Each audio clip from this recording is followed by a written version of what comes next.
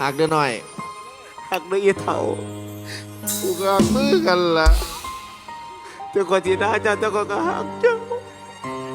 คลิปวินาทีพอจ่ากับลูกจ่าโดนเซอร์ไพรส์เค้กวันเกิดอยู่บนเวทีในคอนเสิร์ตค่ำคืนที่ผ่านมานี่ในวันเกิดพอจ่าลูกจ่าย้อนหลังมวลสนุกคนทั้งประเทศหลั่งไหลกันขึ้นมาเวทีเสียงวิหกทักทายสวัสดีมาพบพ่อกันอีกแล้วเป็นคลิปที่2กันยังหนีบ่ม่มเรื่องราวข้อมูลข่าวสารเกี่ยวกับ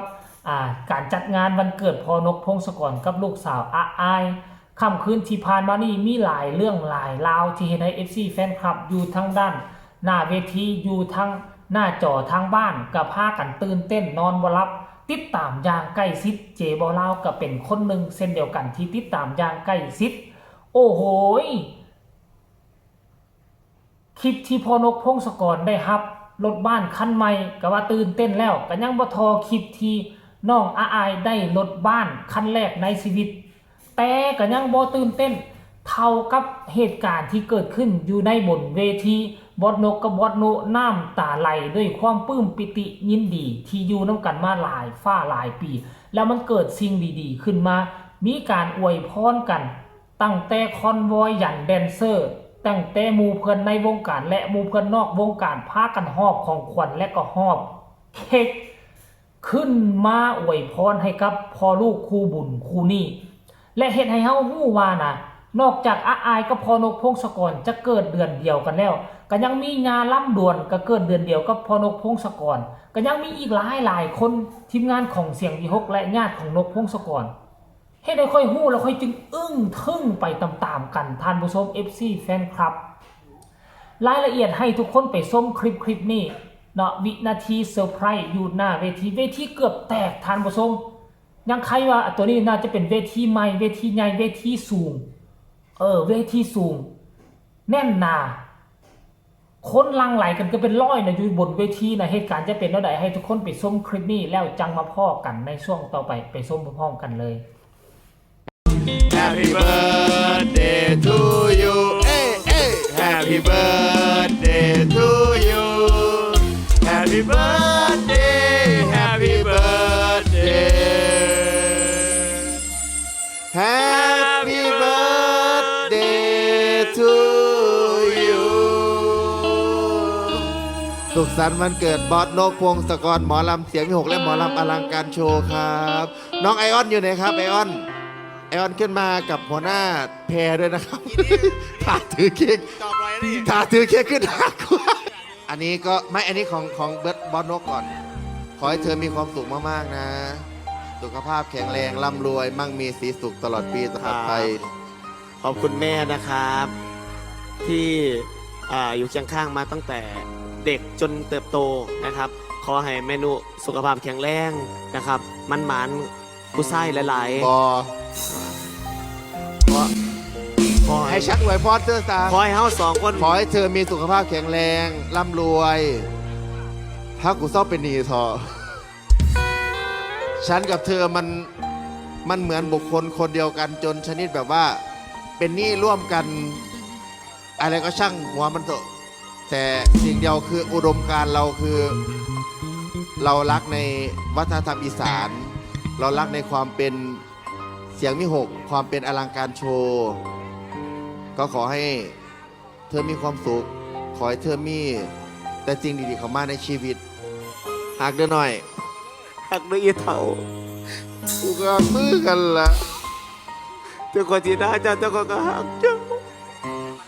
กูก็ให้นี่แหละยาก็ตั้งใจทำให้หนูเหมือนกันนะลูกแต่เทียนมันดับก็ขอให้หลานสาวมีคนหักคนเมตตาหลายๆสุขสันต์วันเกิดนะลูกขอให้ลูกเป็นที่รักใคร่ของทุกๆคนตลอดไปดังๆปังๆนะคะ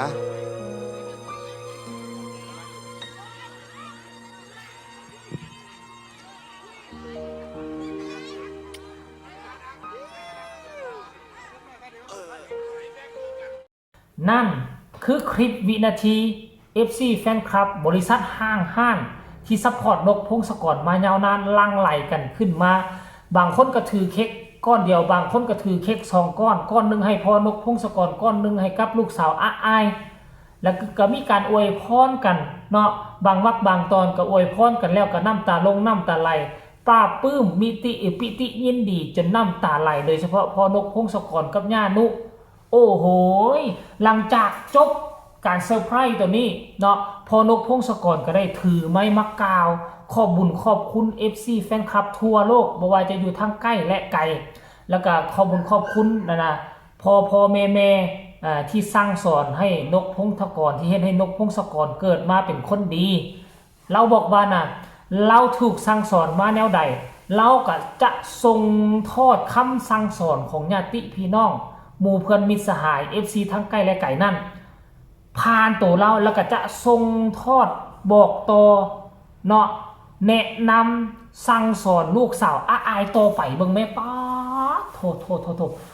เพราะเราพร้อมที่จะมอบทุกสิ่งทุกอย่างที่เรามีให้กับลูกสาวคนนี้ไปเต็มๆจะสั่งจะสอนลูกสาวคนนี้ไปได้รับคำดีมาสำใดแล้วจะส่งทอดความดีนั่นไปให้ลูกสาวอาอายเบิ่งแหมทั้งบอสนุกับบ่น้อยหน้าสั่งสอนแล้วก็อวยพรวันเกิดบอกว่าร่วมกันสร้างร่วมกันเฮ็ดอีกจังน้อยตู่ก็ไปแล้ววงนั้นก็เป็นของมึงตัวว่าซันเดย์ทานผู้ชมโอ้ยแต่ละคนน่ะมาอยู่นำกันนี่บ่ได้ว่าค่อยเฮ็ดมามันต้องเป็นของค่อยมั้ยเงินต้องค่อยต้องได้หลายกว่าได้บ่ในองค์กรเสียงที่6นี่มาอยู่นำกันมีแต่คนเฟื้อเผื่อแผ่จับมือกันค่อยลงทุนน้อยค่อยลงทุนหลายบ่มีไผเว้าไผมียามไผมีผู้นั้นก็ออกยามนี่ผู้นี้ขาดเขินก็บ่ต้องออกบ่ได้เว้าว่าต้องออกซ้ำกันเสมอไปการลงทุนบ่แม่ยังขาดแต่ผู้เดียวคือขาดลุงใหญ่แห่งเสียงวิหกผู้จัดการใหญ่เพราะตอนนี้เพิ่นมาบ่ได้เพิ่นต้องได้ไปเฝ้าภรรยาของเพิ่นเฝ้าลูกของเพิ่นอยู่ที่โรงพยาบาลคลอดออกมาแล้วปัจจุบันนี้ให้ภรรยาสามารถออกจากโรงพยาบาลได้แต่ว่าลูกของเพิ่นยังเขาเอิ้นว่าภาษาลาวเอิ้นว่าเข้าเตาอบเกิดมาก็ค่อนข้างว่าบ่ค่อยสมบูรณ์พอปานใดบ่ค่อยแข็งแรงบ่สมบูรณ์หมดนั่นแหละแต่ว่าบ่ค่อยแข็งแรงก็เลยได้เอาเข้าอยู่ในตู้อบเพื่ออบให้สุขภาพแข็งแรงอยู่ทางลาวก็เห็นหลายคนอยู่ท่านผู้ชมแล้วก็ขอให้ลูกได้ออกโรงพยาบาลให้ใหญ่ให้สูงเด้อทางลุงใหญ่ก็แล้วกันเนาะเพิ่นบ่เห็นเพิ่นเขามาร่วมเพราะก็เข้าใจดีเพิ่นติดภารกิจอยู่เนาะเอาสำหรับคลิปนี้ก็อีกคลิปนึงเอามาฝากเอามาต้อนกันเพียงซ้ำนี้ก็แล้วกันมีความสุขกันทุกทั่วหน้าสำหรับ FC ของเสียง V6